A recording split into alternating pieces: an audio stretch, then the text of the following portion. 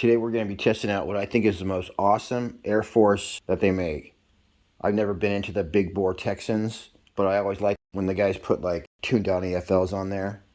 This is the new AirForce Condor SS-SL PCP air rifle. So it's got that same look, but it's super lightweight, and it comes in the smaller calibers. For more information on the AirForce Condor SS-SL, you can shoot on over to Pyramid. If you use the description or the pinned comment to find your way, I'll make 5%. So this comes in 3 different colors, although I think black is the best. And it comes in 177, 20 caliber, 22, and 25 caliber. The SL model has the 24-inch barrel, and the SL-SS model we're looking at today has the 18-inch barrel. Today we're going to be looking at the 22, and we're going to be slinging slugs with extreme prejudice. This may look bulky, but this shroud is completely aluminum, completely lightweight. The gun's well balanced. This is a single shot, unregulated gun with adjustable power. So you can turn it way up or way down. And when I say way up, you could get this thing shooting 1,600 feet per second if you want. And you could probably turn it down to 300 or 400 feet per second. These guns are unregulated, but you can easily add a regulator. You just unscrew your bottle, put a regulator on the end, and screw it back in. Today though, we're going to be using an inline regulator, which costs about $200, but it really makes shooting from the bench a lot of fun. I had my 4,500 PSI tank going through a PCP moisture filter, not really to protect the gun, more to protect my $200 regulator. But I set that thing at 3,000 PSI or 200 bar, and I shot about 150 rounds on a full tank. So it was super convenient, plus not having to worry about a shot string going up and down when I'm sighting in for different ammo. So we always test the out-of-the-box tune on these guns. So this one came tuned with a power meter on 7 out of 12. And although that's only a little over halfway, this thing is putting out extreme power. So with this out-of-the-box tune, you're not going to be able to shoot anything under 25.39 grain in the 22 here. And even that is pushing it. The pellets that do best in this gun is the 33.95 grain. But what this gun really wants to shoot is slugs. So these have Lothar Walther barrels, and I'll get into the hardcore stats in a second here. But spoiler alert, this thing shot slugs better than it shot pellets. I don't really do slug shooting, but I have a few on hand, and out of those, I was able to find at least 2 that are shooting basically perfect. Real quick though, here's some hardcore stats. This is a bolt action, adjustable power. It has an 11mm dovetail rail on top. Automatic safety, which I really like. Once you get used to flicking it off, you totally forget about it. I would usually cock the gun, and before I even bring it back down to shoot, I've already flicked the safety off with my finger. It has a 2-stage adjustable trigger, an 18-inch barrel, overall length of 44.25 inches, and this actually has an operating pressure of 250 bar, or 3,600 PSI. The Lothar Walther barrel has a 1 in 17 by 7 twist, and the air tank is 500 cc's. And there's 2 reasons I really like this AirForce Condor SS-SL. I love the look of it because it just looks gnarly with this giant moderator on the front. But that moderator also makes it almost silent. So when we're breaking the sound barrier, that's got nothing to do with the gun. That's a giant crack that Mother Nature's making downrange. But once you get subsonic ammo in here, like slugs or anything going below 1,000 feet per second, extreme power, extreme silence. Super awesome. This thing is so fun to shoot from the bench, especially with these giant slugs. You guys see what I'm talking about? Right meow. I had to clean my new SS-SL barrel before I shot the gun. This one turned out to be pretty clean, but usually there's some preservative gunk in there that will damage your barrel if you don't clean it out. You're also not supposed to use a metal cleaning rod, so I used a patch worm. You got to make sure you pull that straight out the barrel. Also, don't try to put more than 1 patch on, because it won't pull through. You might get it stuck. But I had to loosen the end of the shroud, and then I was able to pull it down a little bit, and I had to use the longest straw I had in order to get past all the moderators, but I got it done. They may have skipped the preservative junk on this barrel, which is where our patches have sort of a rust color. Either that or they're using brown oil. Here's some different pellet speeds with the out-of-the-box tune, which was 7 out of 12 on the hammer spring tension wheel. And the way you turn this up and down is you have to loosen that little grub screw right there, and then you're able to turn your dial up and down. So I tested all these different pellets, and it wasn't until I got to the 25 grain that they started shooting okay, and then the 34 grain shot pretty good. A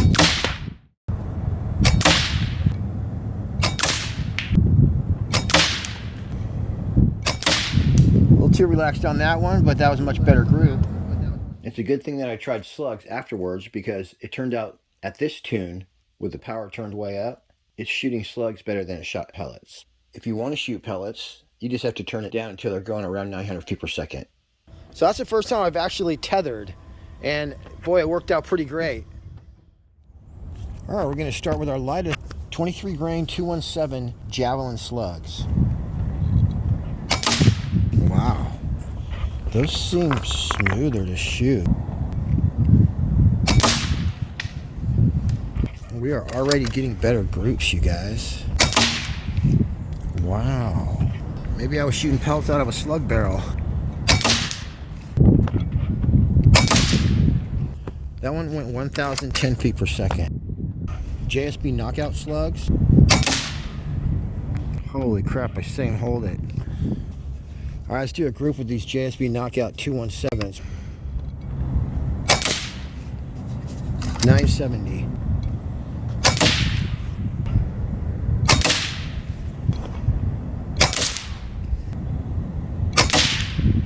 Let me do one more, because I think I pulled that one. That's fine. All right, let's try the 216.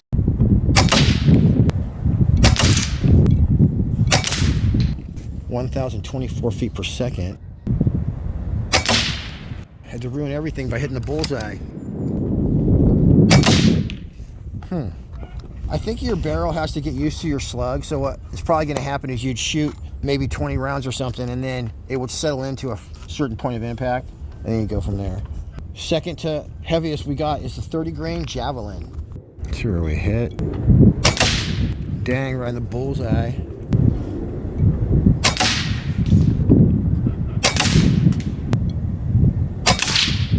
Same hole again. Wow, you guys, I really like these. The Javelin 30 grain Gen 2. Holy crap, that was 991 feet per second. That is the ammo for this gun so far. Dangaroo. All right, you guys, this is the big dog. This is a 40 grain Altoros. Let's see where we're hitting right here. Whoa, those got some kick. All right, let me see if my other one hits to the side like that again. Yep.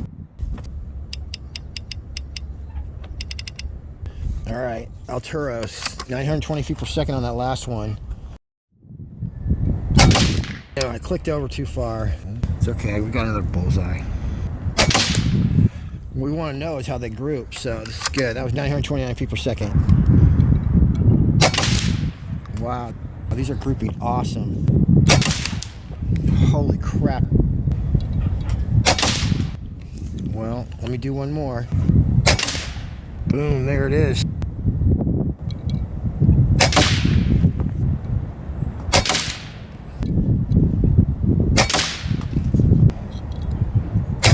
Oh, slipped on the trigger.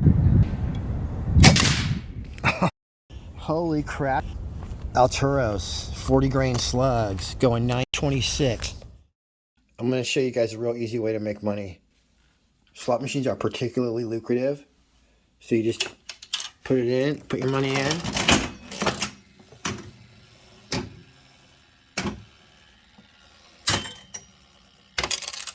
Boom, I just turned one dime into three. Works awesome. All right, that's a dime right there. Yeah, for sure, center to center. I think that's more like the whole thing's covered by a dime, though. That was with these giant Altoros 40 grain slugs. 5.52 diameter. And it also really liked these Javelin Gen 2 30 grain 217s. Come to think of it, it did shoot these JSB 217s better than the 216, definitely. No wonder those shot so good. Those are the 28.55s. So if you want to shoot pellets out of this gun, all you do is turn it down so that the pellets are going around 900 feet per second.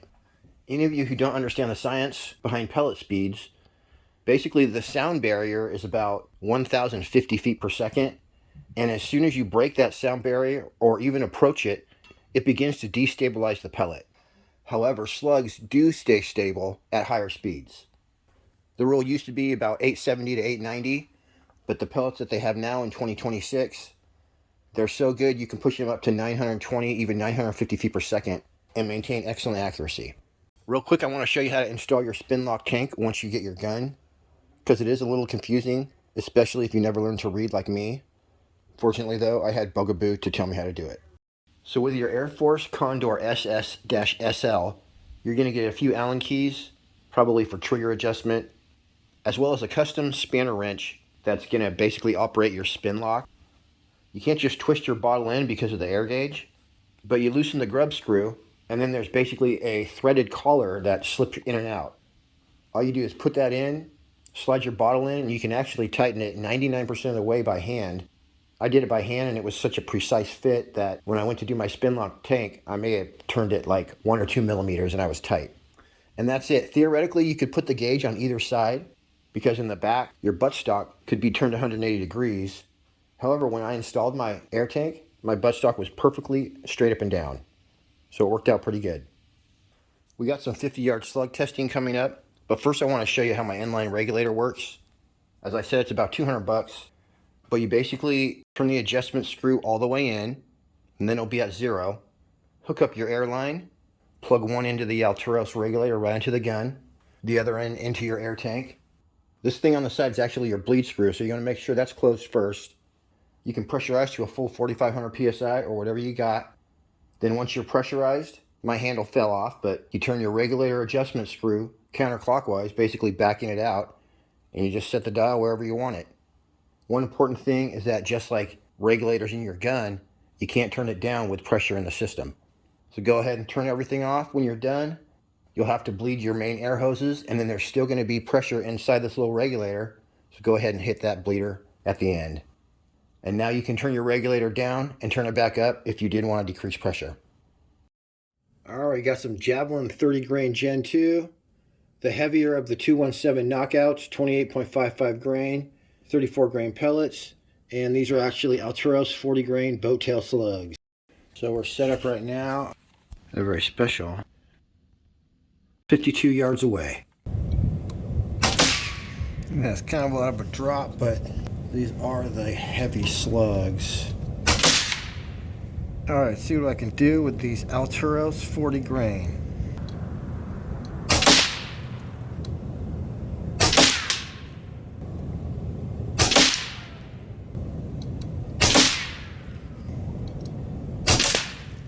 Yeah, wow, pretty amazing. Slugs don't shoot well out of most guns, and so with no tuning at all, we got these giant 40 grain Altoros boat tail slugs going 920 feet per second. That's awesome accuracy on my first try at 52 yards away. I did keep shooting, but it was late in the day, and I shoot a lot better in the morning when I got energy to concentrate.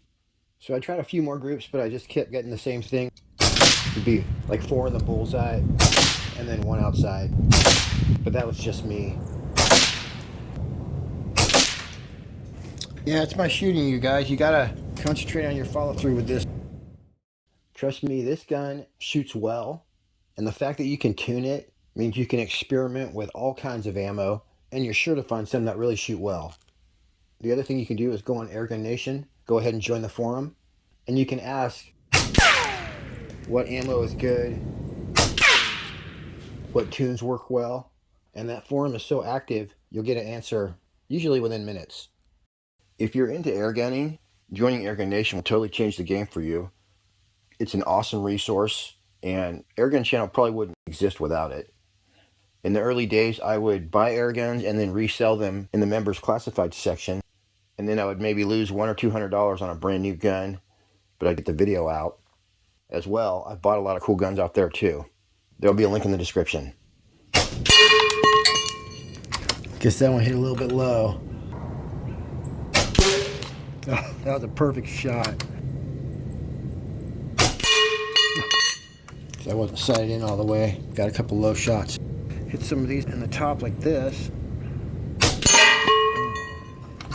Guess you gotta hit him right at the tippy top to make him flip like that. That's pretty cool.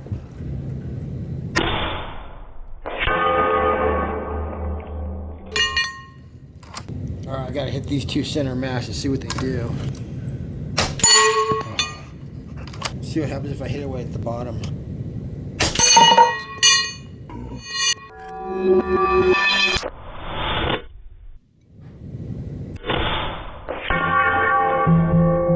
Oh man, I should have tried to spin them.